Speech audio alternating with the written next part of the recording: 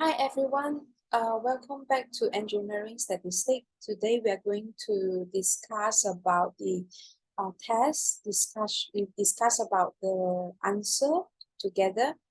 So last 2 weeks we have the test and there are two questions given. So I realized that there is some changes, there is some mistake in the question. For example, this is x smaller or equals to 0. I think previously I put it smaller than 0 only. So for there are two students that show try to like 0.99 and 0.01, if not mistaken, they put the limit. So anyway, I accept that.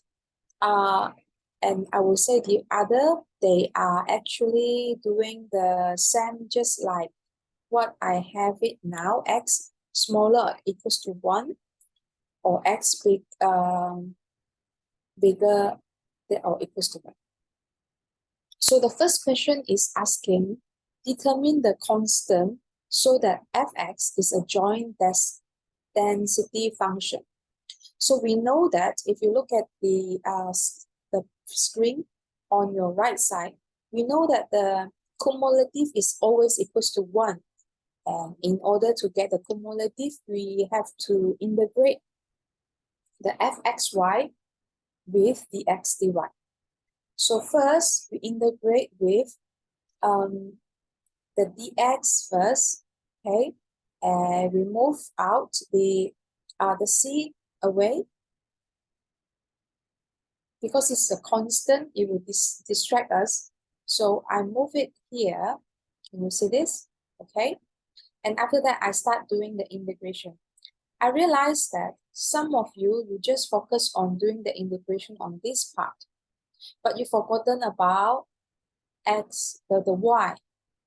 Okay, because you are doing the integration, this is become like a constant, right? So therefore, we add a x there. That's it. So, and then we sort it out with the range, and we have 1/3 plus y. So the next one is 0, so both are 0, done. And then after that, only we do the integration for dy. So for the integration of dy, don't forget, we need to do the integration on this part, 1/3, and we also need to do the integration on y. So 1/3 times y plus y power of 2/2. And the range is 1 to 0. Don't forget that the total is equals to 1.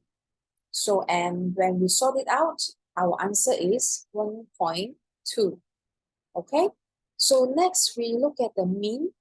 If you look at the question on your left side, number 2, the second part, what is the mean and marginal of x and y respectively?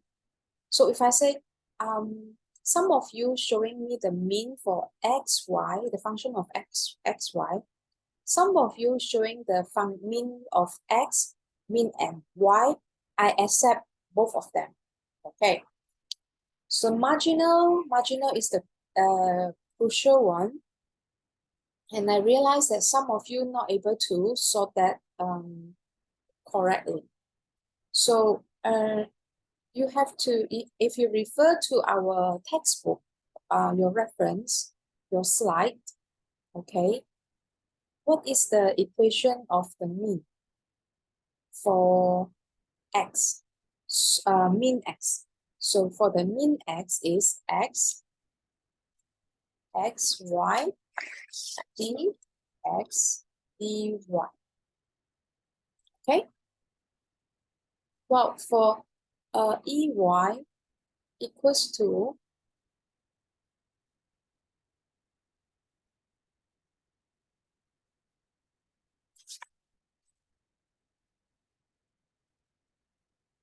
okay, have to times y here, xy, dx, dy. Okay, so is that clear?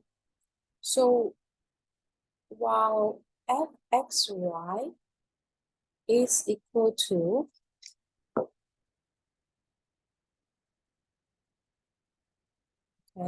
x times xy times fx y dx dy, right? And now the often mistake that the student did, what I thought realized that some of you, okay, I accept if you just show ex, you show ey, or you show exy. Okay, I accept if you show these two, I will give them marks, or if you show this one, I give mark as well. But you have to remember the sequence. You have to do the derivation dx first, okay, and then do the dy. And I realized that there are 3 of you, you did wrong on this part. Okay, what about the marginal? The marginal is, if you remember, okay, the marginal, look at this part. Okay, a lot of you still confused for marginal, right? So marginal is fx equals to, okay, now we have the c. The c is 6/5, right? So x2 power of plus y. And this is marginal x, and we have to do the integration of dy. I think I explained to you before, if this is discrete random variable, so when I look for the marginal x, okay, and actually the one changing is the y. That's why we do the integration dy. So marginal fy is equals to 6/5 x power of 2 plus y dx. Because when we look for marginal y, the y is fixed, and then the x is changing, and therefore we do the integration by dy. Okay, so once you are using the right equation, there shouldn't have a problem on this part. Is that okay? And for question number 3, some of you, because I didn't mention whether this is what's that means, whether I want this as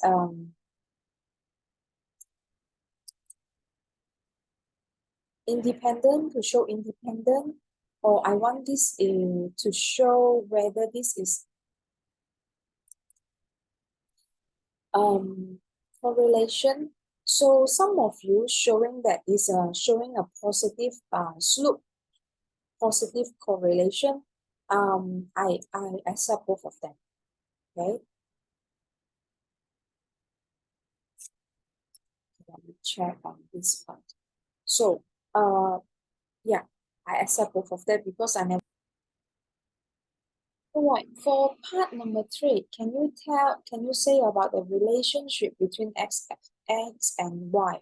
In this case, I never mentioned to show that it's whether independent, to show that whether it's a positive relationship. So some of you show this the fx, okay, and check with the marginal fs and marginal fy, and to check whether they are having the same formula. That's okay. Another one is you can also use the equivalent to check whether they are positive or negative. And since for those, some of you you calculate the exy, ex, and ey, so actually you can just put it in and then you can solve it and get the answer. So some of you do some silly mistake. For example, it's 36.2, but you write it 32.6. I still accept, but I minus a little bit of silly mistake marks, which is half marks only. Okay, next we go to question number 2.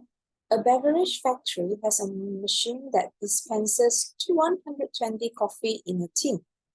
An employee suspected that the average coffee is no longer 120 ml after the recent maintenance. The engineer requested him to test 20 samples, and the average amount dispensed by machine was 108 with standard deviation of 25. Conduct a hypothesis test to check if the 95% confidence level.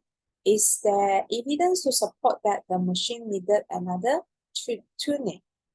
So first of all, I will write it out, all the information. And it seems like our HA is no longer is not mentioning it's more or less. Definitely not equals to 100 ml. So I have my new hypothesis is equals to 120 ml. Alternative hypothesis is not equals to 120 ml. And my N is 20, which is lesser than 30. And my standard deviation is 25. My mean is 108. And my level of significance is 0.05. Okay, so I know that this is less than 30, so I use the T value. Next, I need to look for this critical value. How I check this critical value? If you're looking at the table, there are two sides. One is degree of freedom. Okay, there are two tables. One is two tail and one is one tail. Okay, so what that means is the total of two tail is 0.05. Okay, and the degree of freedom is n minus 1 is 19 in this case. Okay, and the total of significant level is 0.05. And therefore, my value, critical value is 2.093. Can you see that? Okay, so now I know my critical level value is 2.093. And this is negative 2.093. Okay, so next, number 3 is we need to find out the Z value. Okay, the Z value is the mean minus, this is the equation. Okay, by putting all the information in, you can get 147. And I realized that I think is one of the student, he accidentally put the standard deviation as n, and the the n equals to 20. So make sure you put it properly. I think that is a very silly mistake. So check it out on that part. So now we know that our Z value is negative 2.17. Negative 2.17, it should be at this part. Right. So what is that conclusion means? The conclusion means we are rejecting the new hypothesis. Right. Why I say so? Because this is the part that, okay, that actually support 95%, support the new hypothesis. But at this point, this is negative 2.17147. This is located at the rejection region. And therefore, we are going to reject the new hypothesis. Okay, is that clear? It's not that difficult. Yeah, it's quite straightforward. Okay, so shall we move to another one? Let me see.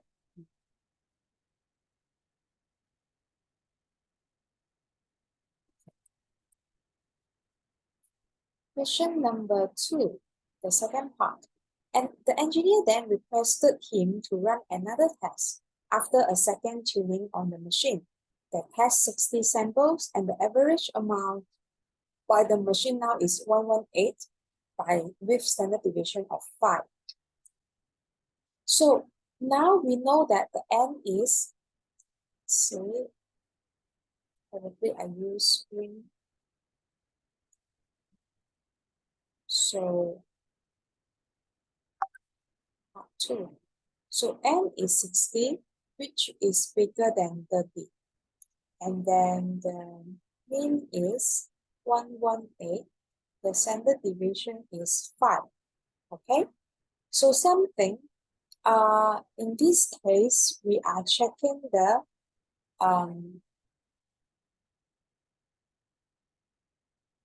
the confidence level of 95, which means this is 0.025, 0.025, and we are using the normal distribution table. Let me show you. Okay. So, like I mentioned to you before, because this work is this number sample is more than 30. This sample is more than 30. So therefore, we use standard normal distribution curve. Okay. So and when you look at the normal distribution curve, it's always shown on the left side. So which is 0.025. Okay. So then we try to find the 0.025. 0.025. Okay, I have it. Can you find this? So this one is negative 1.96. Okay, so I have my number here, negative 1.096. Let me see. 1.96.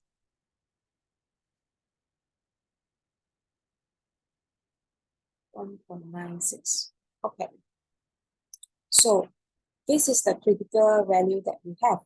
So next, we need to find the Z value. So like the previous example, we are going to use this formula to solve it out. So X is 118. It's at 118 minus 120 over 5.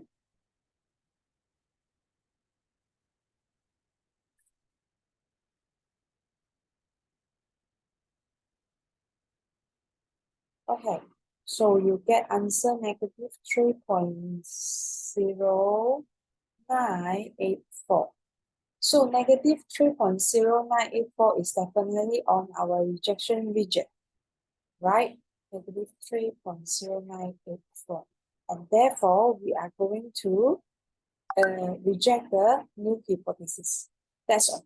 I hope you understand about this test, and I will show you a quick review video shortly on our revision. Bye.